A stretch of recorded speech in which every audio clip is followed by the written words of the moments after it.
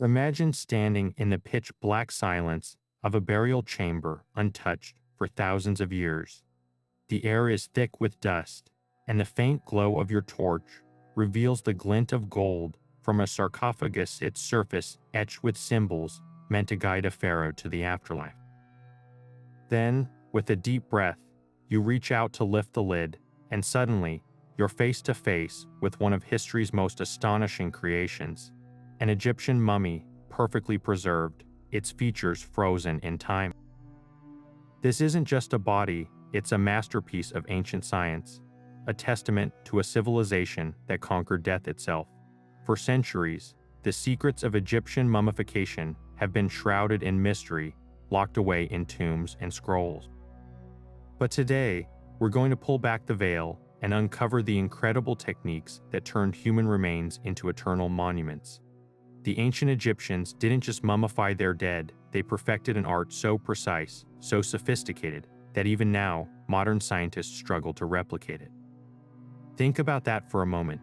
In a world without microscopes or chemical laboratories, they developed a process so effective that some mummies still retain their hair, skin, and even fingerprints after more than 3,000 years.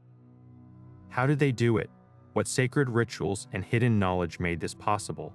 The answers lie in a blend of spirituality, meticulous craftsmanship, and a deep understanding of the human body, one that would put many modern embalmers to shame. But here's the thing, mummification wasn't just about preserving a body, it was about ensuring immortality. The Egyptians believed that to reach the afterlife, the soul needed a physical vessel, a perfectly intact home to return to. And so, they poured their hearts into perfecting this sacred science, using everything from rare resins to linen bandages soaked in secret concoctions. Some of their methods were so advanced that we're only now beginning to understand them. So if you've ever wondered what it really took to prepare a pharaoh for eternity, the tools, the spells, the hidden steps lost to time, you're about to find out. This is the story of how humanity fought against decay and won. Long before the pyramids cast their shadows over the Nile, before golden sarcophagi cradled pharaohs, the first mummies were born not from human hands, but from the desert itself. Picture this. In the scorching sands of prehistoric Egypt, bodies buried in shallow graves were baked dry by the relentless sun, while the arid air sucked every trace of moisture from their skin. These accidental mummies, preserved naturally for centuries, may have been the spark that ignited an entire civilization's obsession with cheating death. Around 3,500 years before our time, during what we now call the Predynastic period, the earliest Egyptians began noticing something extraordinary. The bodies of their loved ones, laid to rest in the hot sand, weren't decomposing like those in other lands. Instead, they remained eerily intact, hair still clinging to scalp, fingernails preserved, features recognizable. To a culture already steeped in spiritual beliefs about the afterlife, this wasn't just a quirk of nature, it was a divine sign. If the desert could keep the body whole, surely they could refine the process, ensuring the soul had a perfect vessel for eternity. But here's where it gets fascinating. The leap from natural preservation to intentional mummification wasn't immediate. Early attempts were humble, bodies wrapped in linen, soaked in resin, or placed in reed mats to mimic the womb of the earth. These weren't the elaborate 70-day rituals of later dynasties, but they held the same core belief. The body must endure so the soul could thrive in the next world. Archaeologists have unearthed these early mummies in cemeteries like Jebelin, where the dry climate did most of the work, but human ingenuity was already peeking through. What's remarkable is how quickly this practice evolved from practicality to sacred science. As Egyptian society grew more complex, so did their funeral rites. The desert had given them a blueprint, but their gods demanded perfection. They began removing organs to slow decay, stuffing the body with natron salt to dry it thoroughly, anointing the skin with oils that doubled as offerings to the deities. Each step was a prayer, each layer of linen a covenant between the living and the dead. By the time of the Old Kingdom, mummification wasn't just a burial custom, it was the ultimate act of faith. The pyramid texts, some of the oldest religious writings in history, spell it out clearly. You shall not decay, you shall not rot, you shall not crumble to dust. This wasn't vanity, it was a sacred contract with the universe. The body had to survive because the afterlife wasn't just a hope, it was a certainty. And to the ancient Egyptians, that certainty was worth perfecting over lifetimes, turning sand-struck accidents into an art form that would echo through millennia. To truly grasp why mummification became sacred, we need to step into the ancient Egyptian mind where death wasn't an end, but a doorway. At the heart of their beliefs lay three spiritual forces: the Ka, the Ba, and the Ak. Imagine the Ka as a person's life force, a kind of cosmic twin that needed nourishment even after death. That's why tombs were stocked with food offerings to sustain this eternal essence. Then there was the Ba, often shown as a bird with a human head, representing personality and freedom to move between worlds, but the ultimate goal, becoming an Ak, a radiant, perfected being reunited with the gods. And here's the catch. None of this transformation could happen unless the physical body remained intact. This is where Osiris enters the story like a divine blueprint. According to myth, this god-king was murdered and dismembered by his jealous brother Set, only to be miraculously reassembled by his wife Isis. Wrapped in linen and resurrected, Osiris became lord of the underworld, proof that death could be conquered if the body was preserved. Every mummification ritual reenacted this myth, turning the deceased into an Osiris-like figure. Priests even used the same tools said to have healed the god, whispering spells from the Book of the Dead as they worked. But the process was more than mimicry, it was a cosmic insurance policy. The Egyptians believed the soul faced a perilous journey through the Jewat, the underworld, where monsters and deceptive gates tested the dead. Without a preserved body to anchor them, the Ka might starve, the Ba could get lost, and the Ak would never form. That's why tomb painters depicted lavish feasts, and why amulets were tucked between mummy wrappings. Each layer of preparation was a lifeline for the soul's odyssey. Even the embalming materials held sacred meaning. Natron salt, harvested from desert lakes, wasn't just a drying agent, it echoed the primal waters of creation. Resins from distant lands symbolized the tears of gods, while the linen bandages mirrored the cloth Isis wove for Osiris. Every step was a prayer in physical form, a collaboration between chemistry and divinity. Modern scans reveal how carefully they padded eye sockets with linen or molded nostrils with beeswax, not for aesthetics, but because every feature had to be functional for the afterlife. A mummy with a damaged mouth couldn't speak the spells needed to pass judgment before Osiris's throne. The ultimate test came in the Hall of Mad, where the deceased's heart was weighed against the feather of truth. Surviving this ordeal meant eternity in the field of reeds, a paradise mirroring Egypt itself, but if the scales tipped, a monstrous creature awaited. Only a perfectly preserved body, armed with amulets and spells, stood a chance. This wasn't superstition to the ancients, it was science and faith intertwined, a system where meticulous embalming met unshakable belief in what lay beyond. The moment a pharaoh took their last breath, a sacred clock started ticking 70 days of meticulous rituals that would transform a mortal body into an eternal vessel. Priests clad in jackal masks representing Anubis, the god of embalming, would first purify the corpse with water from the Nile, symbolizing both physical and spiritual cleansing.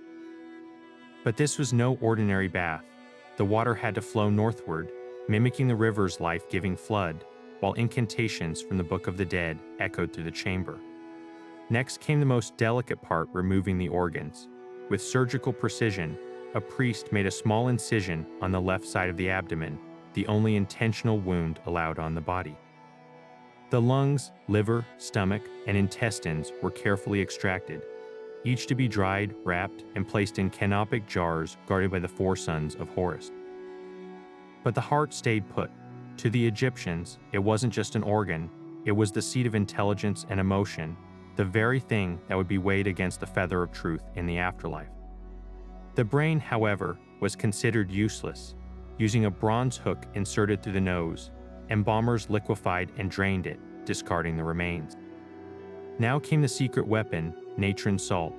This naturally occurring compound, harvested from dried lake beds, was piled over and inside the body for 40 days, drawing out every drop of moisture. It wasn't just about drying. Natron also acted as a disinfectant, preventing bacterial decay while maintaining the suppleness of the skin. As the weeks passed, the corpse transformed, shrinking into a leathery but lifelike state. Once the salt did its work, the body was anointed with sacred oils, cedar, myrrh, and palm wine, both to soften the skin and to ward off evil spirits. Then the wrapping began. Hundreds of yards of linen, some strips inscribed with spells, were coiled around each limb, layered with amulets for protection. A golden scarab might be placed over the heart, while a divine beard could be attached to the chin, ensuring the deceased would resemble Osiris in the underworld. Resin sealed each layer, creating a hardened shell that locked in the body's form for eternity. The final touch, a portrait mask, often gilded for royalty, so the soul would recognize its host. Every step, from the first incision to the last brushstroke of paint, was a collaboration between science and the divine, a promise that death was merely the beginning. The brain's fate in ancient Egyptian mummification might shock modern observers, while every other organ was carefully preserved. This crucial part of our anatomy was unceremoniously scooped out and tossed aside. The process itself was as brutal as it was ingenious. Embalmers would take a long, hooked bronze tool, slide it up through the corpse's nostril, and puncture the thin bone separating the nasal cavity from the skull. With a few deft twists, they'd scramble the brain matter until it liquefied, then tilt the body forward, letting the gray slurry drain out like gruesome syrup. No jars, no rituals, just disposal, a stark contrast to the reverence shown to the liver, lungs, and stomach. But why discard what we now consider the seat of consciousness? The answer lies in the Egyptian understanding of the self. They believed intelligence, memory, and emotion didn't reside in the brain, but in the heart. When a scribe wrote of someone being wise-hearted, or a pharaoh having a heart full of counsel, they meant it literally. The heart was the only organ left inside mummies because it would be weighed in the afterlife against the feather of Maat, the ultimate test of virtue. Without it, the deceased couldn't testify before Osiris or remember their earthly deeds. Even the handling of the brain's removal held symbolic meaning. The hooked instrument mirrored the crook of Anubis, the jackal-headed god who guided souls, turning a medical procedure into a sacred act, and the nasal route. Some scholars suggest it was chosen to avoid disfiguring the face, preserving the body's recognizable form for the soul's return. Others point to myths where gods breathed life into beings through the nose. Perhaps the reverse process, emptying the skull, was thought to purify the vessel. What's fascinating is how this practice reveals a civilization that got human biology wrong by modern standards, yet achieved results that still astound us. Their preserved mummies prove they understood decay far better than brain function. While we might cringe at the brain's treatment, we can't deny their mastery 3,000 years later. Some mummies still have eyelashes intact, their skin supple enough to show fingerprints. The Egyptians prioritized what they believed mattered most: a heart ready for judgment, a body fit for eternity, and a soul prepared to meet the gods. This stark contrast, discarding organs we prize, preserving ones we overlook, forces us to question our own assumptions. How much of our modern understanding might future civilizations view as backwards? The Egyptian embalmers weren't primitive. They were relentless innovators working within their cultural framework. Their mistake about the brain's value led to one of history's most effective preservation techniques, proving that even misconceptions can yield brilliance when paired with unwavering dedication. While the brain was dismissed as unimportant, other organs received royal treatment literally. Enter the canopic jars, 4 meticulously crafted containers, each a miniature masterpiece designed to hold and protect the pharaoh's extracted lungs, liver, stomach, and intestine. These weren't mere storage vessels. They were sacred guardians, shaped like the sons of Horus, and inscribed with spells to ensure their contents survived the journey to the afterlife. Picture a set of alabaster jars, their lids carved as a baboon, a jackal, a falcon, and a human, each representing a deity tasked with shielding the organs from decay and evil forces. The process began after embalmers removed the organs through that small left side incision.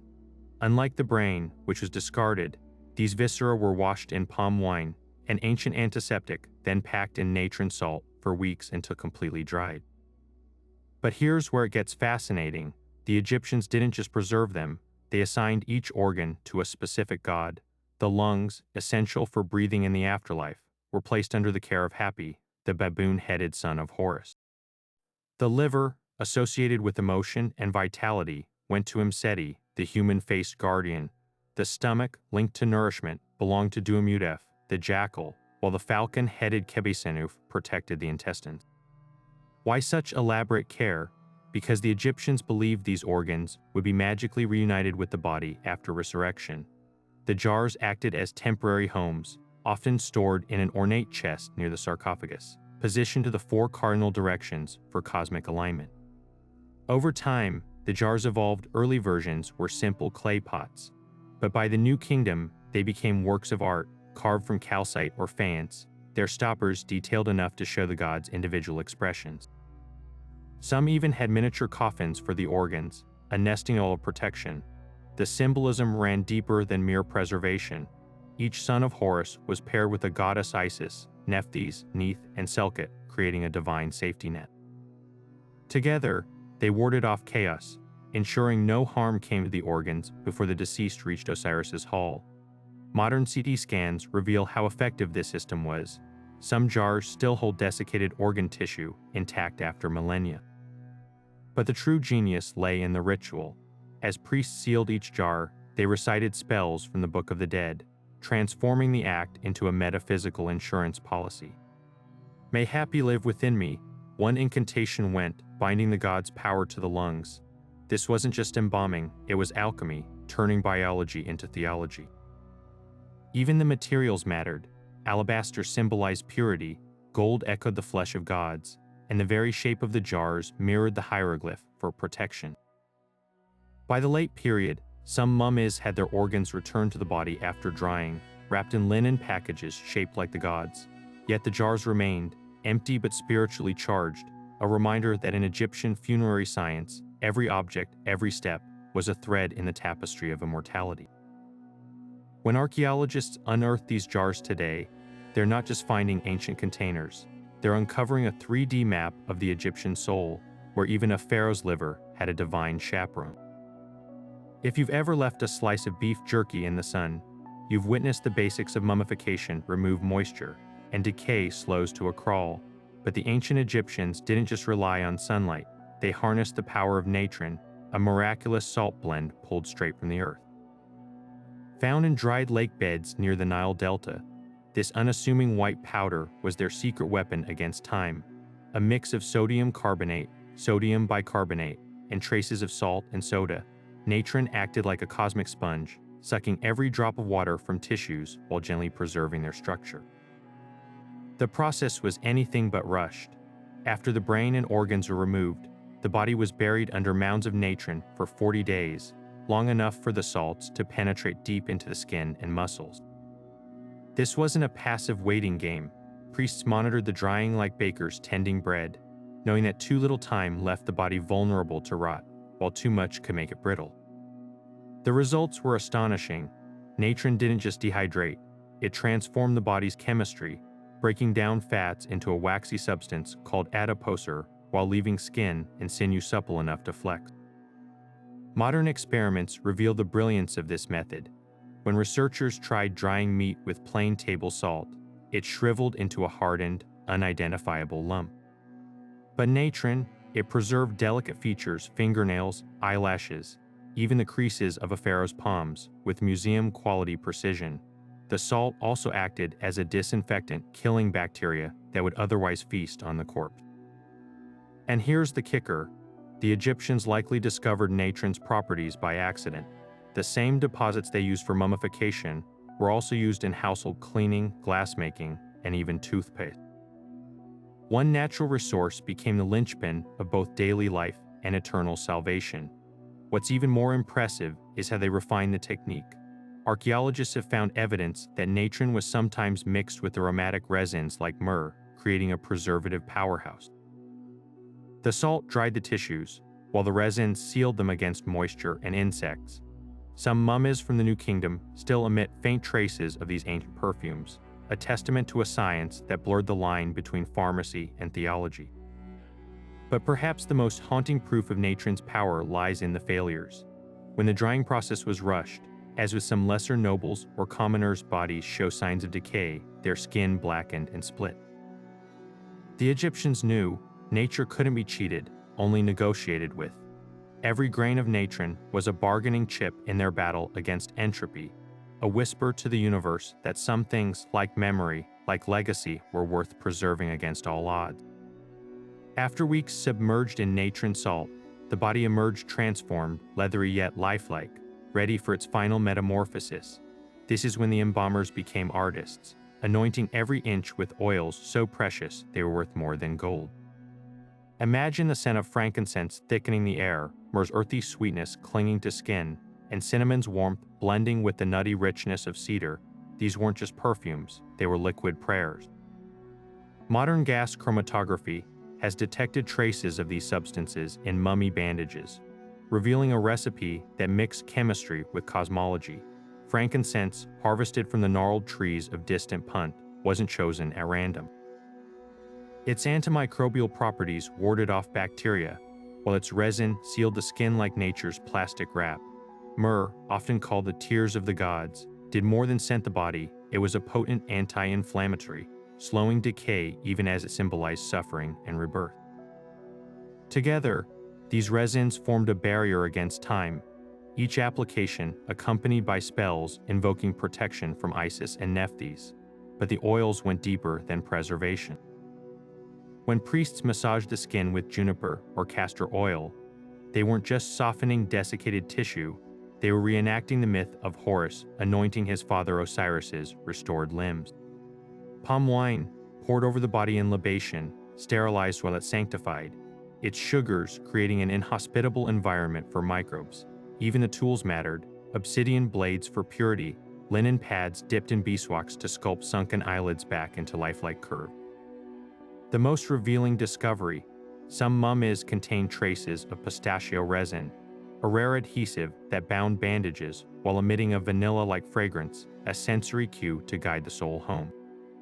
Scientists have even identified bitumen, the same tar used to waterproof boats, blended into resin mixtures. Far from being a cheap substitute, this Egyptian blue was thought to mirror the night sky, wrapping the deceased in celestial protection. Every drop, every smear, was a dialogue between the physical and divine. When Howard Carter unsealed Tutankhamun's tomb, the air carried hints of ancient perfumes, proof that these rituals weren't just symbolic. They worked. 3,000 years later, we can still catch whispers of the sacred scents that once promised pharaohs they breathe forever.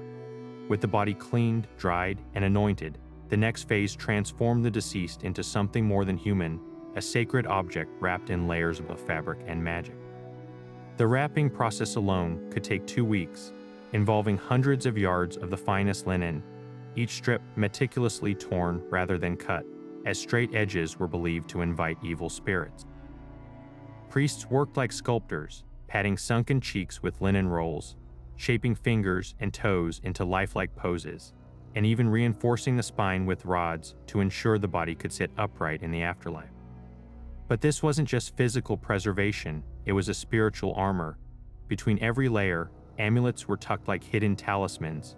A golden scarab over the heart bore inscriptions from the Book of the Dead, whispering to Anubis, "Do not stand against me in judgment." Faience-jed pillars, symbols of stability, reinforced the spine, while the Eye of Horus stitched onto bandages promised healing in the duet. Even the linen itself was enchanted. Some strips bore ink spells so precise that modern imaging reveals prayers woven into the very thread. The wrapping followed a sacred geometry. Each finger and toe was bandaged individually before the limbs were bound together, mirroring the unity of Osiris's reassembled body. Resin, thick and fragrant, was painted between layers, hardening into a protective shell. As the layers grew, so did the ritual's intensity. Priests chanted the litany of the linen, invoking the goddess Teat, who supposedly wove the first mummy wrappings from divine flax. The final shroud, often dyed red or painted with Osiris's face, wasn't just a cover, it was a rebirth veil, and here's what's astonishing: the wrapping wasn't uniform. CT scans show how embalmers tailored techniques to the deceased status. A pharaoh's mummy might have 20 layers with gilded amulets, while a merchant's used recycled linens, yet both followed the same sacred blueprint. Even the knots held meaning. The Isis knot at the throat protected breath, while the Tayet knot at the waist symbolized eternal life. When Howard Carter unrolled Tutankhamun's innermost shroud, he found over 143 separate items, amulets, jewelry, even miniature weapons, all strategically placed to arm the boy king for eternity. This wasn't burial, it was a launch sequence, preparing a soul not for the grave, but for the stars. The mummy lay wrapped and ready, but one crucial step remained before it could face eternity: the opening of the mouth ceremony, a ritual so vital that without it, even the most perfectly preserved body would remain forever mute, blind, and starving in the afterlife. Picture this: priests in leopard skin robes circling the upright mummy, chanting spells as they touched a slender, forked wand to its lips. This wasn't theater, it was a sacred reawakening.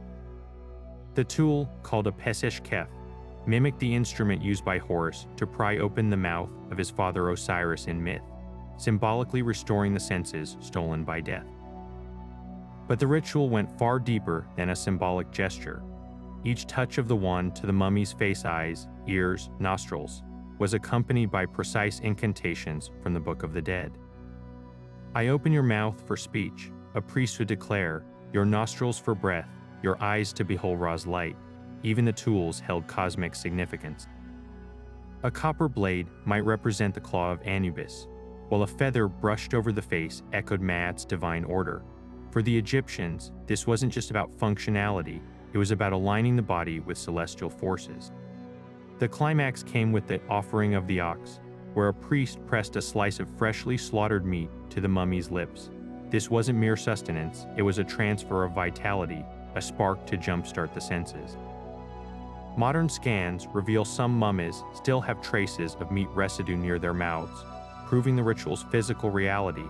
Then came the incense, thick enough to blur the air, as priests circled the mummy 7 times, mimicking the sun's journey through the underworld. What's striking is how this ceremony blurred the line between object and being. The mummy wasn't a corpse, it was a dormant vessel awaiting activation. The opening of the mouth didn't just restore senses, it granted the deceased the ability to defend themselves in the duet, to eat the feast painted on tomb walls, to plead their case before Osiris. Without it, all the embalming in the world was meaningless.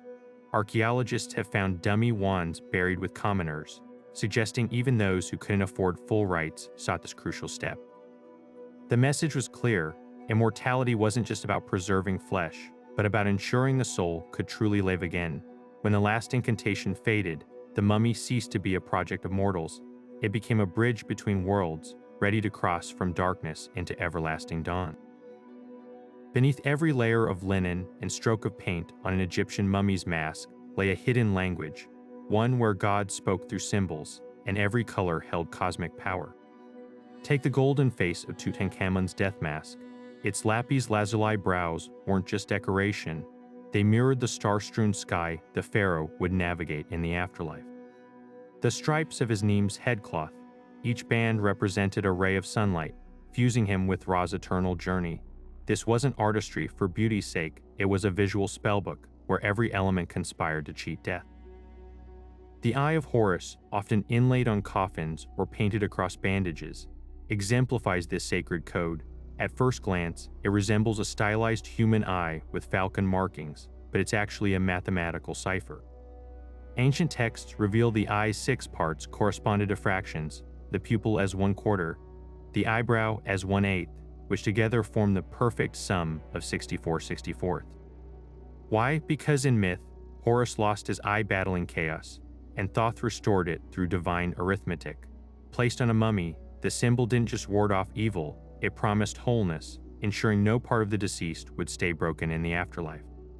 Scarabs carved from green basalt or molded from faience carried even darker poetry. These dung beetles, rolled into burial wrappings or placed over the heart, drew power from an unsettling truth: the insects were observed pushing balls of waste across the ground, much like Ra's sun disk moving through the sky. To Egyptians, this was rebirth incarnate, life emerging from decay. Heart scarabs often bore spine-chilling inscriptions, "Do not testify against me," a plea to the organ not to betray its owner during Osiris's judgment. Modern scans show some scarabs were hollow, possibly holding snippets of the deceased's hair or nail clippings, physical anchors for the soul's return. Then there's the Jed pillar, a symbol resembling a spine with horizontal bands. Woven into cartonnage, the plastered linen casing covering mid-level mummies, it echoed the moment Osiris's dismembered backbone was miraculously restored. Positioned over a mummy's actual spine, it wasn't just decoration, it was architectural reinforcement for the afterlife. Archaeologists have found Jed amulets threaded with real flax fibers, a literal intertwining of the divine and the earthly. Even colors whispered secrets. Blue evoked the Nile's life-giving flood, red recalled the desert's lethal heat and Seth's treachery, while green signaled freshness and resurrection. A mummy's gilded face didn't signify vanity, gold was the flesh of gods, transforming the deceased into a divine being. The artistry reached its peak with cartonnage masks of the Roman period, where gilded lips hinted at the ability to speak spells, and glass eyes stared eternally at the horizon of eternity. The most haunting symbols, though, were the ones meant to be seen only by the gods.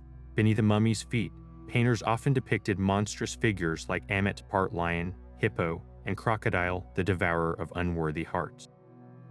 These weren't warnings for the living, they were reminders to the deceased of what awaited failure. Yet beside them, you'd find the feather of Maat, impossibly light, a silent promise, live justly and you'll outweigh the darkness. Together, these symbols formed a celestial roadmap, guiding the dead through trials modern scholars are still deciphering.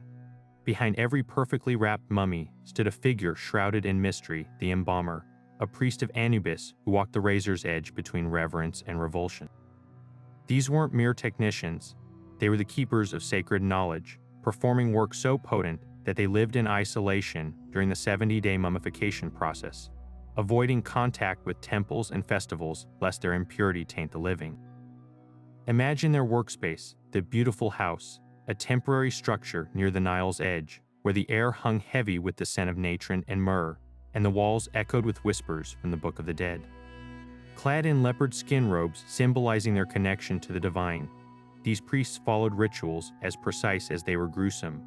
Before touching a body, they donned masks of Anubis, the jackal-headed god, who first embalmed Osiris, transforming themselves into living avatars of death's architect.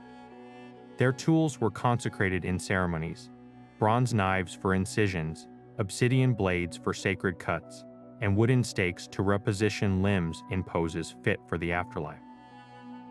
But here's what's startling: despite their skill, embalmers were considered ritually unclean. After handling corpses, they underwent purifications, washing in Nile water, shaving all body hair, even chewing natron pellets to cleanse their mouths before speaking holy words. The hierarchy within their ranks revealed the stakes of their work.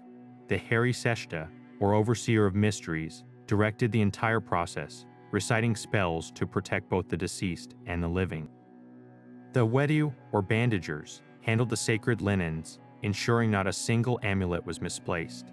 And then there was the huri-wejeb, the great one of the embalming table, who performed the most perilous task, removing the organs while chanting protections against the wrath of the dead. One misstep, one botched incision, and they believed the deceased soul could return as a vengeful spirit. Archaeological evidence reveals their meticulousness. At Saqqara, embalmers' workshops contained labeled jars for different materials, scales to measure resins, and even practiced dummies made of linen-wrapped clay proof of their apprentice system. But perhaps most telling are the ancient pay stubs found at Deir el-Medina, showing embalmers earned more than scribes or soldiers. Their work wasn't just a job, it was the pivot on which eternity turned. Yet for all their expertise, these priests remained shadows in their own society. Though they ensured pharaohs became gods, they were barred from royal funerals, their presence considered too dangerous amid the final rites. Even their recipes were state secrets. Herodotus wrote that outsiders who glimpsed the embalming process were driven away with stones. In the end, the embalmer's greatest paradox was this: they held the keys to immortality, yet walked through life as ghosts, feared as much as they were needed a reminder that in ancient Egypt, the bridge between life and death was built by hands that could never fully belong to either world. Beneath the sands of Saqqara and the ruins of ancient temples lies an industry that would rival any modern factory, the mass production of animal mummies. While pharaohs and nobles occupied the pinnacle of mummification's sacred art, millions of creatures, cats, ibises, dogs, even crocodiles, were carefully wrapped and offered to the gods in staggering numbers. Archaeologists have unearthed entire catacombs stretching for miles, packed floor to ceiling with linen-wrapped bundles, each one a silent testament to a spiritual economy where devotion met mass production. At the height of this practice, an estimated 70 million animal mummies were created, turning creatures into sacred commodities. The logic behind this phenomenon reveals a fascinating intersection of faith and commerce. Egyptians believed animals embodied divine forces. The cat symbolized Bastet, goddess of home and protection. The ibis represented Thoth, god of wisdom, and the crocodile stood for Sobek, lord of the Nile's fearsome power. Pilgrims visiting temples could purchase pre-mummified animals as votive offerings, a kind of direct line to the gods. Think of it like lighting a candle in a cathedral today, but instead of wax and wick, you bought a linen-swathed kitten. Workshops near temples operated on an industrial scale, with priests breeding animals specifically for mummification or collecting wild ones to meet demand. But here's where modern technology has peeled back the linen to expose startling truths. Advanced CT scans conducted on animal mummies reveal that not all bundles contain what they promised. Some hold complete skeletons, meticulously preserved. Others, just a single bone, a feather, or even nothing at all, empty wrappings sold to pilgrims who never dare unwrap their sacred purchase. One study of a cache of cat mummies found a third had no feline remains inside, while others contained partial bones from multiple animals. It wasn't necessarily fraud. Egyptians believed the symbolic act and the god's acceptance mattered more than the physical content. A bundle shaped like a cat and consecrated by priests carried divine weight, whether it held a whisker or an entire beast. The scale of this practice becomes haunting when you visit sites like Tuna el Jebel, where ibis mummies are stacked like firewood in underground galleries, or the Crocodile Museum at Kam Ombo, displaying dozens of giant reptiles, their toothy snouts still visible beneath crumbling bandages. These weren't casual gestures, they were an entire ecosystem of belief, where farmers, priests, and embalmers collaborated to keep the gods satisfied. The most poignant discoveries, pet burials. Unlike votive mummies, these animals, a dog curled beside its owner, a monkey laid carefully in a tiny coffin, show no signs of mass production. Their bandages are neater, their poses more intimate, reminding us that for all the industry surrounding animal mummification, some creatures were wrapped not for the gods, but for love. The difference between a pharaoh's mummy and a commoner's was the difference between a gilded masterpiece and a humble sketch. Both served the same sacred purpose, but one was crafted with the resources of an empire. Take Tutankhamun. His body wasn't just preserved, it was transformed into a celestial artifact. After the standard 70-day mummification, workers layered his wrapped form inside a nesting of coffins, the innermost solid gold, weighing over 240 pounds, its surface hammered with the likeness of the boy king as Osiris himself. His fingers and toes were capped with delicate gold sheaths, each nail perfectly detailed, while his chest bore a glittering pectoral of lapis lazuli and carnelian, spelling out the gods' names in gemstones. Even his linen wrappings were unlike any commoners, woven from the finest flax, soaked in resins so rare they had to be imported from distant Punt. Compare this to a laborer buried in the hot sands of Deir el-Medina. Without access to royal embalmers, their family might stretch a shroud over the body, perhaps with a single amulet, a clay scarab, or a wooden jed pillar tucked between simple bandages.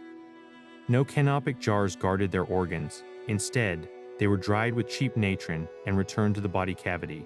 The contrast wasn't just about wealth, it reflected a brutal hierarchy of the afterlife.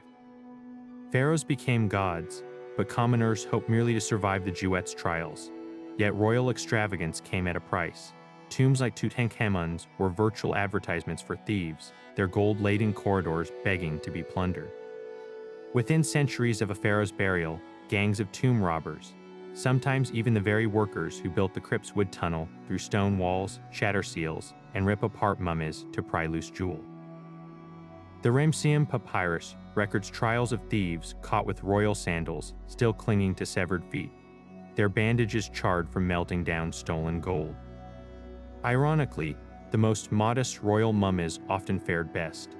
When priests of the 21st dynasty reburied ravaged pharaonic remains in the Deir el-Bahari cache, they rewrapped them hastily, sans gold, hiding them in plain wooden boxes. These second-hand mummies, stripped of their splendor, survived far longer than their glittering counterparts, proof that sometimes obscurity was the truest shield against time. When Howard Carter first peered into Tutankhamun's tomb in 1922, he didn't just uncover gold, he unleashed a legend. Within months, newspapers worldwide spun tales of a mummy's curse, claiming those who disturbed the boy king's rest met grim fate. Lord Carnarvon, the expedition's financier, died from an infected mosquito bite soon after, and whispers grew louder when his dog reportedly dropped dead the same night in England. But how much of this curse was ancient reality, and how much was modern sensationalism? The truth, like the tomb's artifacts, is layered. The curse myth didn't start with Tutankhamun. Ancient Egyptians did indeed inscribe warnings on some tombs. Evil death will slay whoever disturbs this. But these were likely deterrents for thieves, not supernatural threats. The real fuel for the curse narrative came from Victorian-era fiction. Writers like Jane Loudon and Bram Stoker of Dracula fame spun tales of reanimated mummies seeking vengeance, blending Orientalist fantasy with emerging Egyptomania. By the time Tut's tomb was opened, the public was primed to see tragedy as supernatural retribution. Science, however, offers darker and far more plausible explanations. Sealed tombs can become petri dishes over millennia. In 2010, a study revealed that many, including Tutankhamun's, harbored toxic molds like Aspergillus flavus, which can cause fatal lung infection. Add to that ancient embalming resins, which may release harmful gases when exposed to air, and you have a recipe for real danger. Even harmless dust, inhaled after 3,000 years, could trigger severe reactions. The so-called curse might simply have been biology punishing those who ignored basic precautions. Yet the curse persists, less as history and more as cultural metaphor. It reflects our unease with disturbing the dead, a theme echoed in everything from Shakespeare's graveside omens to modern horror films.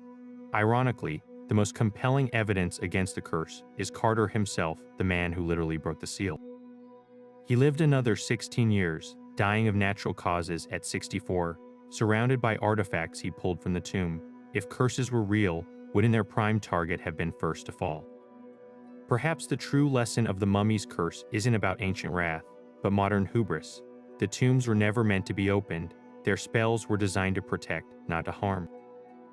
When we dismiss their warnings as superstition, we risk overlooking the very real risks, both physical and ethical, of unearthing what was meant to stay buried.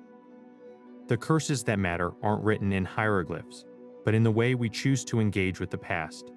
Modern technology has peeled back the linen wrappings of history without ever unspooling a single bandage. In the past 2 decades, computed tomography, CT scanning, has transformed mummy studies from educated guesses into precise science. Imagine a high-powered X-ray machine rotating around Tutankhamun's remains, slicing his 3,000-year-old body into 64,000 digital cross-section. Suddenly, hidden fractures, embalming errors, and even last meals become visible. When scientists scanned Ramesses III, they found his throat slit so deeply the blade nicked his spine, graphic proof of a harem conspiracy that ancient court documents had only hinted at. But the revelations go beyond violence. Digital unwrapping has exposed diseases that plagued the ancients. The mummy of the pharaoh Siptah, long thought crippled from birth, actually suffered from clubfoot, likely caused by polio. Another nobleman's scan revealed atherosclerosis, hardened arteries, proving heart disease isn't just a modern affliction. Perhaps most touching was the discovery of a young woman buried with what appeared to be a stillborn baby. Scans showed the bundle contained no fetus, just carefully wrapped organs, suggesting she died pregnant and was prepared with symbolic motherhood for the afterlife. DNA analysis has rewritten family trees once set in stone. The identification of Tutankhamun's parents, likely Akhenaten, and the younger lady mummy from tomb KV35 solved a century-old mystery. Yet the same technology revealed unsettling truths. Royal inbreeding was rampant, with Tut's parents being full siblings, and he himself likely fathered children with his half-sister. This genetic bottleneck explains his clubfoot, cleft palate, and other deformities visible in scans. The latest breakthroughs come from proteomics studying ancient proteins rather than degraded DNA. In 2019, researchers detected blood types in mummified tissues, proving some workers buried near the pyramids shared DNA with modern Turkish populations, hinting at vast trade networks. Even mummy lice have offered insights. Their preserved stomach contents contain the oldest traces of plague bacteria ever found. These tools haven't just demystified individual mummies, they've reshaped our view of entire eras. When scans showed multiple pharaohs with battle injuries contradicting official victory records, it exposed how ancient propaganda worked. Other studies revealed that 1 in 3 mummies had fake toes or other prosthetics, proving ancient Egypt had surprisingly advanced medical care. Yet with every revelation comes ethical questions. Should we sequence a pharaoh's genome without permission? Is digitally dissecting sacred remains disrespectful? The same technology that lets us diagnose Tutankhamun's malaria also forces us to confront whether some secrets were meant to stay buried. For all their precision, CT scans can't answer whether the souls these techniques reveal would have wanted to be found. The unwrapping of mummies wasn't always the careful, scientific process we see today. Picture a Victorian parlor in London, 1850. A crowd in corsets and cravats gasp as a surgeon slices into linen bandages, tearing them away like gift wrap while the mummy's brittle limbs snap under the pressure. These macabre spectacles, called unrollings, were equal parts science and theater, with tickets sold for public displays of ancient bodies being picked apart like curiosities. The most infamous, the unwrapping of Ertuğrul, an Egyptian priestess, at the Royal College of Surgeons in 1834. Attendees cheered as her bones crumbled, pocketing fragments as souvenirs.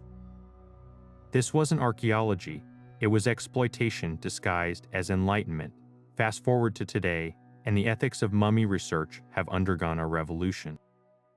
Modern Egyptologists treat these remains not as specimens, but as individuals with rights. Scans and endoscopes now replace scalpels, allowing scientists to study mummies without disturbing a single fiber. Protocols demand that research benefits outweigh intrusion, and many institutions consult Egyptian authorities before even applying for study permits. The shift is stark. Where Victorians saw objects, we now see people once living, breathing, and deserving of dignity. Yet controversy persists. In 2012, a TV special aired footage of King Tutankhamun's mummy undergoing DNA testing, his exposed flesh visible under harsh studio lights. Egyptian archaeologists erupted, accusing producers of turning sacred remains into reality TV. Similar debates swirl around displays like the Vatican's unwrapped mummy of a child, its skeletal grin startling visitors. Even digital autopsies raise questions. Is it ethical to unwrap a pharaoh's remains in 3D without cultural consent? The heart of the issue lies in perspective. To some, mummies are priceless data troves, clues to ancient diseases, diets, and migrations locked in their cells. To others, they're ancestors whose rest shouldn't be disturbed for curiosity's sake. The Rosetta Stone for this debate may be the new kingdom's own beliefs. Tomb inscriptions beg future generations to let sleep endure, suggesting even ancient Egyptians feared disturbance. Striking the right balance, honoring the dead while learning from them, remains one of archaeology's greatest challenges. Perhaps the way forward lies in collaboration. Projects like the Egyptian Mummy Project now involve descendants in research decisions, blending science with tradition. Some museums have begun returning mummies to their original tombs, like the 21st Dynasty priest reburied in Luxor's cliff. Others use holograms instead of real remains for exhibits. The lesson is clear. Respect isn't just a modern luxury, it's the missing piece Victorian unrollers never considered. As technology advances, so must our reverence for those who never asked to become teachers across millennia. Ramses II wasn't just a pharaoh, he was a force of nature. Known as Ramses the Great, his reign stretched 66 years, a lifetime spent expanding Egypt's empire and etching his legacy in stone. But it's his mummy that tells the most haunting tale. When archaeologists unwrapped him in the late 19th century, they found a man frozen in time, his hooked nose still regal, his jaw set with the stubbornness of a ruler who'd faced down the Hittites and the sea itself. Then they noticed something chilling. His hands were crossed not in the traditional Osiris pose, but clenched at his sides as if he died mid-command. Modern CT scans revealed why Ramses suffered severe arthritis, his spine riddled with decay, yet he ruled through the pain, refusing to yield even to age. His mummy also carries traces of battle wounds, including a dagger slash on his cheek, possibly from the Battle of Kadesh. But here's the twist. Forensic analysis shows he was likely a redhead, a rarity in ancient Egypt, adding to his mythic presence. When his body was rediscovered in the 1880s, it had to be smuggled out of Egypt disguised as salted fish to avoid Tomb Raider's proof that even in death, Ramses commanded drama. Then there's Hatshepsut, the woman who dared to be king. Her mummy, identified only in 2007 after decades of confusion, reveals a ruler who erased gender lines to claim power. While most female pharaohs ruled as regents, Hatshepsut donned the false beard and kilt of a male monarch, her statues depicting her with broad shoulders and no breasts. But her mummy tells a different story, the body of an overweight woman in her 50s, with rotting teeth and a balding scalp, the cause of her death. A carcinogenic skin cream found in her tomb, laced with toxic lead and walnut oil, possibly used to treat a chronic skin condition. Some speculator Stepson, Thutmose III, who he'd sidelined for years, ordered her name scrubbed from monuments out of vengeance. Yet her mummy survived, hidden in a humble tomb with a wet nurse, a final act of defiance against those who tried to erase her. But no mummy sparks intrigue like the so-called screaming mummy, figure so unsettling it inspired horror films. Discovered in a secret cache at Deir el-Bahri in 1881, its mouth gaped wide in an eternal scream, limbs contorted as if frozen mid-agony. For years, theories swirled: murder victim, poisoned prince. The truth, revealed by DNA testing in 2012, was darker still. This was likely Prince Pentuer, a nobleman forced to hang himself after conspiring to kill his father, Ramses III. Ancient court documents describe his punishment denied mummification rites. His body hastily preserved with sheepskin and salt, then stuffed into a goat hide as divine retribution. The scream, a combination of rigor mortis and the embalmer's failure to close his jaw, leaving his final moments etched in linen. These mummies aren't just artifacts, they're time capsules of ambition, betrayal, and resilience. Ramses' clenched fists, Hatshepsut's toxic beauty secrets, Pentuer's silent scream, each reveals how the ancients grappled with mortality, power, and the desperate hope that their stories would outlast flesh. Science may decode their bones, but their legends still breathe. Even the most skilled embalmers sometimes failed badly. Hidden beneath Egypt's legacy of perfectly preserved mummies are darker stories of botched jobs, where bodies turned to blackened sludge inside their sarcophagi or crumbled to dust the moment air touched them. Take the mummy of King Yunus, one of the last pharaohs of the Old Kingdom.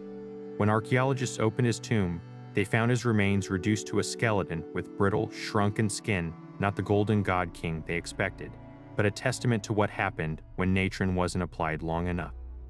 His wrappings, though finely woven, had rotted away in patches, exposing bones bleached by centuries of trapped moisture.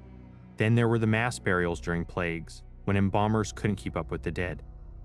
Records from the Amarna period describe hastily wrapped bodies stacked in shallow pits, their organs left inside to putrefy. CT scans of these mummies reveal collapsed chest cavities and liquefied tissue, evidence of shortcuts taken during crises. One such burial at Deir el-Medina contained a family of 5, their bandages soaked in cheap animal fat instead of sacred resins. The result, a fused mess of skeletons and tar-like residue, their identities lost to decay.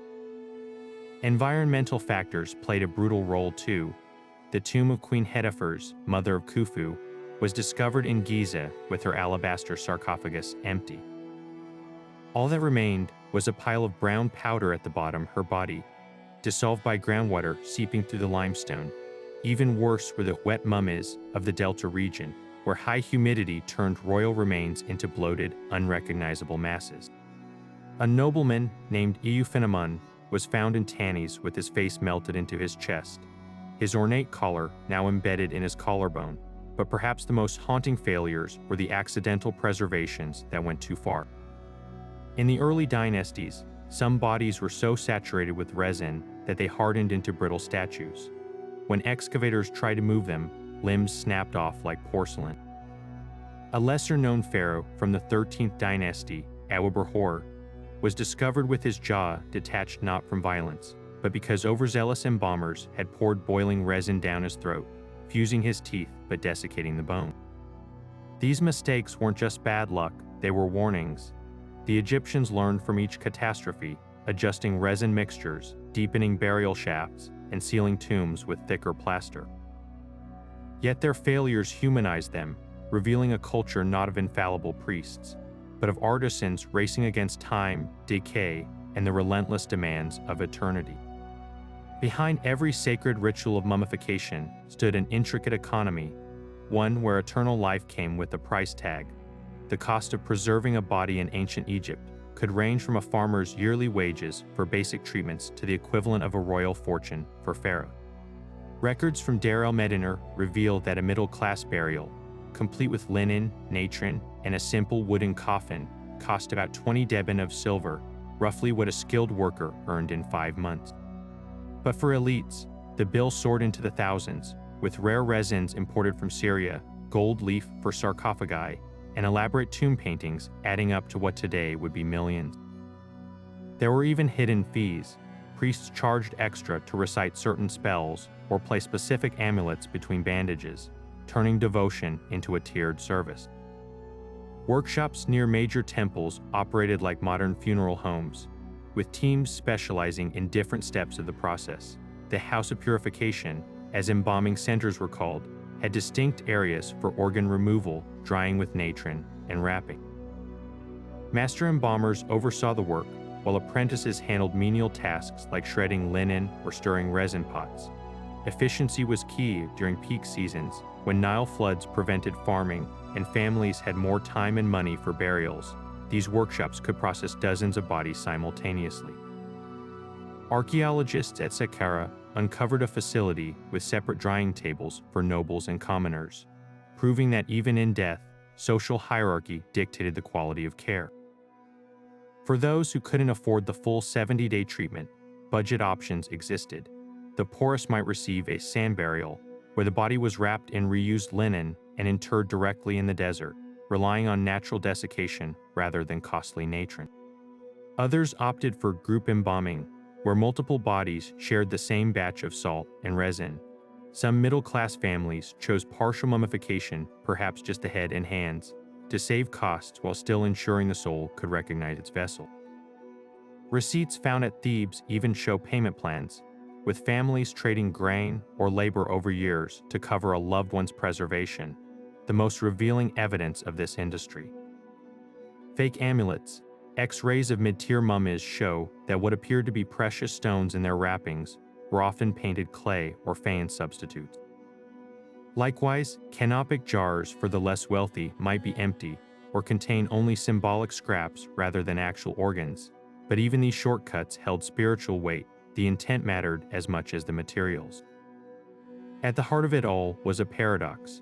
The same priests who preached the sanctity of the afterlife also operated a thriving business. Temples stockpiled natron-like currency, and embalming taxes funded grand construction projects.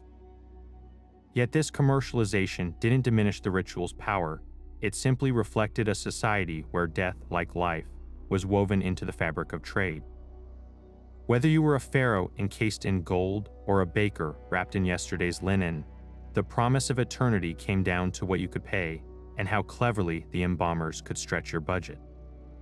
By the 4th century, as Christianity spread through Egypt like wildfire, the ancient art of mummification faced its greatest threat not from tomb robbers or time, but from a fundamental reimagining of what happens after death. The new faith preached spiritual resurrection rather than physical preservation, rendering the elaborate 70-day rituals obsolete. Where priests of Anubis once carefully wrapped bodies for eternity, Christian communities now buried their dead simply in shrouds, trusting the soul would be recreated whole at the second coming. Archaeological evidence shows this transition was stark. In the Fayum region, mummies from the 3rd century still wear golden portraits in the old tradition, while those buried just decades later lie in unadorned pits, their arms crossed in the Christian manner.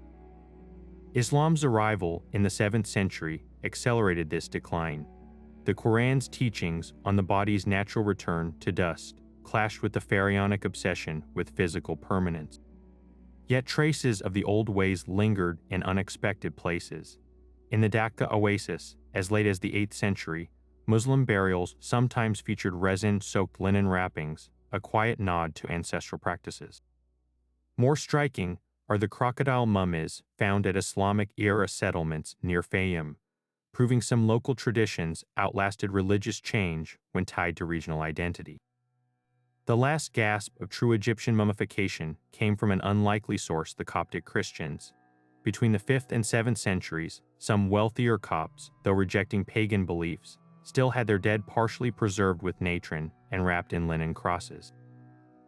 These hybrid mummies, now in museums like the Louvre, show a fascinating cultural negotiation, Christian symbols layered over bodies prepared with techniques older than the pyramids. Beyond Egypt's borders, mummification's influence rippled outward. The Romans, fascinated by Egyptian customs, sometimes had their elites mummified in a crude imitation dipped in wax rather than resin. In Sudan, the Kingdom of Kush adapted the practice for their own rulers at Nuri, creating mummies with distinctly African features. Even medieval European saints were unknowingly following the tradition when their spontaneously preserved bodies became relics, though the faithful attributed it to divine intervention rather than dry crypt air. Perhaps the most poignant late example comes from a Theban workshop abandoned mid-process around 300 AD. Archaeologists found a half-wrapped mummy on the table, its organs removed but natron never applied, surrounded by unused amulets.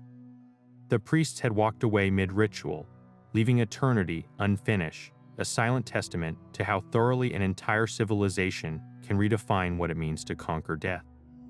The flickering glow of Lenin's mausoleum reveals a face that hasn't aged since 1924, his waxy complexion eerily preserved under glass, surrounded by Soviet-era grandeur. This is modern mummification stripped of its spiritual purpose, yet clinging to the same obsessive desire to cheat time. While ancient Egyptians sought eternal life through sacred rituals, 20th century regimes preserved leaders as political symbols, using science to manufacture immortality. The embalming of Vladimir Lenin in Moscow's Red Square mirrors Egyptian techniques in startling ways. His body underwent 18 months of chemical baths to replace blood and bodily fluids, while his skin was regularly treated with bleaches and microinjections to maintain elasticity.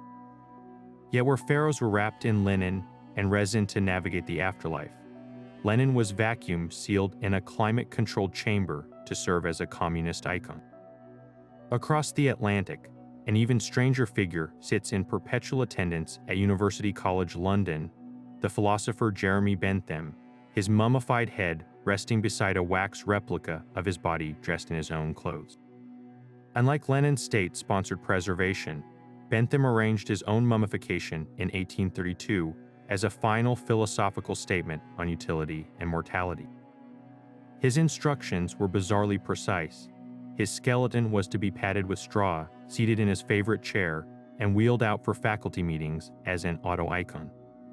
The preservation attempt failed partially, his real head shriveled into a leathery mask deemed too disturbing for display, but the experiment proves how mummification's allure transcends cultures and eras. The comparisons grow more unsettling when examining North Korea's Kim dynasty. Kim Il-sung and Kim Jong-il lie in Pyongyang's Kumsusan Palace of the Sun, their bodies reportedly maintained by the same Russian scientists who preserved Lenin. Visitors describe wax-like complexions and lifelike postures, achieved through techniques far more advanced than ancient natron, yet serving an identical purpose: to transform mortal leaders into eternal deities. Where Egyptian embalmers used resins to mimic the flesh of gods, modern chemists employ polyethylene glycol and other synthetic compounds, proving that the tools change but the impulse remains. Perhaps the most poignant modern parallel comes from a small lab in Arizona, where cryonics companies promise future resurrection by freezing bodies in liquid nitrogen. Like the ancient Egyptians who stocked tombs with provisions for the afterlife, clients today pay to have their brains preserved with the hope that future technology will restore them. The science is unproven, but the motivation echoes across millennia: the refusal to accept that consciousness ends with decay. These cases reveal a universal human obsession. Whether wrapped in linen or frozen in steel vats, we still chase immortality through preservation. The difference lies not in the goal, but in what we believe awaits us. For pharaohs, it was the field of reeds. For modern figures, it's political legacy or technological salvation. The methods grow more sophisticated, but the ancient Egyptian embalmers would recognize the longing in our attempts, the desperate, beautiful defiance of nature's final law. In the smoky parlors of Victorian England, where curiosity about Egypt reached fever pitch, truth often took a backseat to spectacle. Wealthy socialites gathered for mummy unwrapping parties, champagne flutes in hand, as showmen peeled back layers of what they claimed were authentic pharaonic bandages, except many were clever fake. Enterprising forgers cobbled together remains from stolen cemetery bones, animal parts, and papier-mâché, then soaked them in tea to mimic aged linen. The most infamous hoax, the unlucky mummy of the British Museum, actually a painted wooden coffin lid from Thebes, but sensationalized as cursed after a series of coincidental deaths among its owners. Newspapers spun tales of phantom screams and ghostly apparitions, turning a decorative artifact into a macabre legend that outshone its humble origins.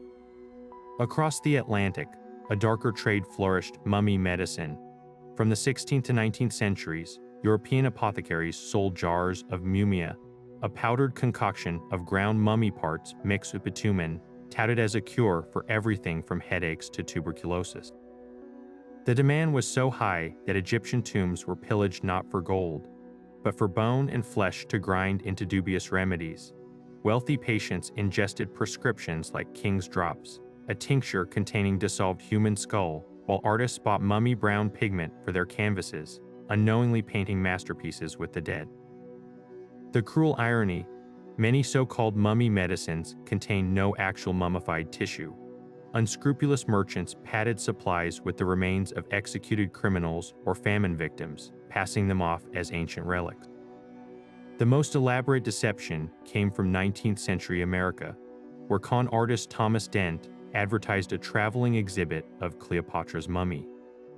Crowds flocked to see the Queen's alleged remains until an Egyptologist noted the hieroglyphs on her coffin spelled out the name of a male priest. Dent vanished overnight, leaving behind a papier-mâché corpse stuffed with rags. Even museums weren't immune. In 1898, the Smithsonian displayed a royal mummy covered in gold leaf, later revealed to be a circus performer's skeleton dipped in resin and wrapped in modern gauze. These frauds reveal less about ancient Egypt than about the desperation of those coveting its mystique. Whether for profit, prestige, or morbid fascination, the willingness to fake eternity proves how deeply mummies haunt our imagination. The real curse wasn't in the tombs, it was the lengths people would go to possess a sliver of their power. Walking into a modern museum's Egyptian wing, you're immediately struck by the hushed reverence, the dim lighting, the precisely controlled humidity, the thick glass separating you from a mummy that survived 3,000 years. But here's the irony: the very act of displaying these ancient bodies puts them at risk. The same air that keeps visitors comfortable carries invisible threats: fluctuating humidity that cracks fragile skin, airborne pollutants that yellow linen, even the heat from camera flashes accelerating decay. Museums today aren't just exhibition spaces. They're high-tech battlegrounds where scientists wage a silent war against time, using tools the original embalmers could never have imagined. Take the case of the British Museum's Ghibelline Man, one of the oldest naturally preserved mummies. For decades, he lay in a simple case until infrared scans revealed something alarming: microscopic cracks forming in his skin due to minimal humidity shift. The solution: a climate-controlled vitrine filled with nitrogen gas, replacing oxygen to slow chemical reactions. Similar systems now protect mummies worldwide, with sensors monitoring temperature and moisture levels down to a fraction of a percent. But it's not just about fancy cases. Conservation labs use medical-grade CT scanners to detect internal damage without unwrapping mummies, while 3D printing creates custom supports for fragile spines and limbs. Yet the greatest challenge isn't technical, it's ethical. Museums grapple with the difficult question: should we display human remains at all? Some institutions, like Manchester Museum, have begun covering mummies with shrouds unless visitors specifically ask to see them, treating them as deceased individuals rather than artifacts. Others, like the National Museum of Scotland, use holograms to project mummy scans alongside respectful explanations of their lives. The debate grows even more heated when it comes to photographing mummies. While tourists snap selfies, many cultures, including some modern Egyptian communities, view these acts as deeply disrespectful to the dead. Technology offers middle ground. Virtual unwrapping software, like that developed at Stanford University, allows researchers and the public to explore mummies layer by layer digitally, preserving both the physical remains and their dignity. Meanwhile, smart sarcophagi embedded with microsensors alert curators to the slightest environmental changes, buying centuries more of preservation. The ultimate goal: to honor the original embalmer's intentions, not by locking mummies away, but by extending their legacy through science. After all, these weren't meant to be static displays, they were crafted as bridges to eternity. Modern museums, with their climate charts and ethical debates, are simply the latest chapter in an ancient story, one where humanity's quest to conquer decay continues, just under LED lights instead of desert stars. The art of mummification endures as one of humanity's most profound conversations with eternity, a delicate dance between science and spirituality that still captivates us millennia later.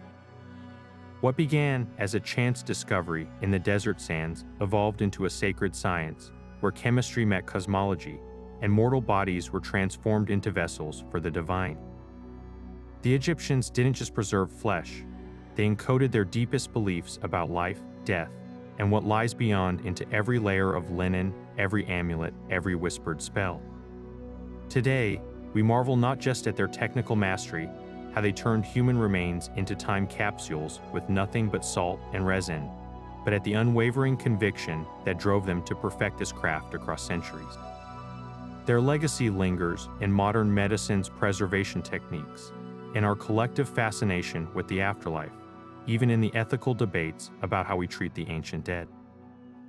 Yet for all we've uncovered, the CT scans revealing hidden fractures, the DNA tests tracing royal bloodlines, mummification still guards its mysteries. What lost recipes might explain the supernatural flexibility of some mummy's skin? Are there undiscovered spells tucked between bandages, waiting to be translated? Every crumbling papyrus or overlooked tomb shaft could rewrite what we know. The real magic lies in how these ancient practices still challenge us to respect the dead while learning from them, to balance curiosity with reverence, and to acknowledge that some secrets may never fully surrender to our modern tools. So what do you think? Could future technologies like AI or quantum imaging unlock truths hidden in those resin-coated wrappings? Or should some doors remain closed, respecting the boundaries the ancients tried so hard to seal? Drop your thoughts below, whether you're drawn to the science, the spirituality, or the sheer audacity of a civilization that refused to let death have the final word. And who knows, the next great discovery might just come from a viewer like you, looking at these eternal puzzles with fresh eyes. After all, the story of mummification isn't just carved in hieroglyphs, it's waiting to be continued.